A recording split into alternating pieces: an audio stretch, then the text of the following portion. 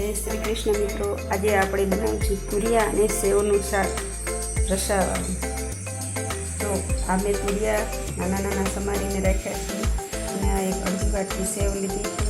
તેમાં ટમેટાં, લસણ અને મરચાં એ બધું ઉમેરીને આપણે શાક બનાવવાનું છે.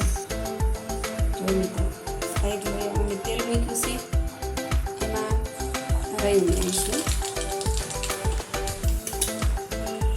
જીરું ઉમેરીશું, ઉમેરીશું,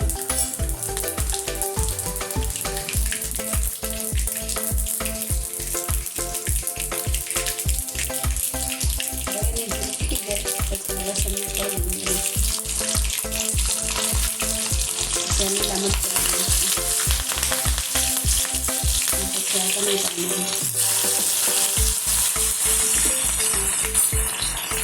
આ બધું થોડી વાર સાંતળવા દઈશું.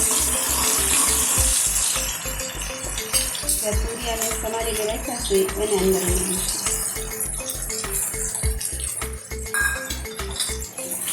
મિક્સ કરી દઈશું.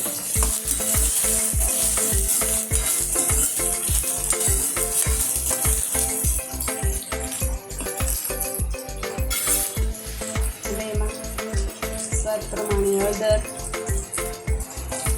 સ્વાદ પ્રમાણે મીઠું,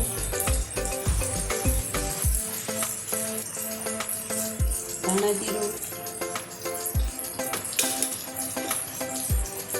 મરચું બધું ઉમેરીને મિક્સ કરી લઈશું.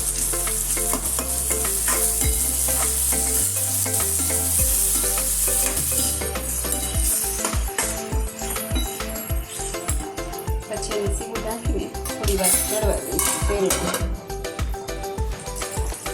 જો મિત્રો, તુરિયા આપણા ચડી ગયા છે, પણ આપણે અંદર સેવ ઉમેરવાની છે એટલે થોડું પાણી ઉમેરીશું જેથી રસો થાય. જો મિત્રો, આ પાણી બરાબર ઉકળી ગયું છે. હવે આપણે એમાં સેવ ઉમેરીશું.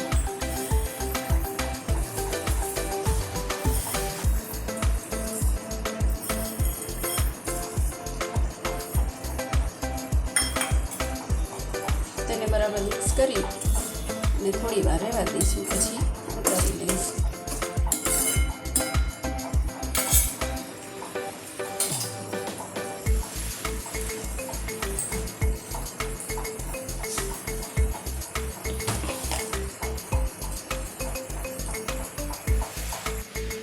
જો મિત્રો, આપણું સેવ તુરિયાનું શાક તૈયાર છે ખાવા માટે.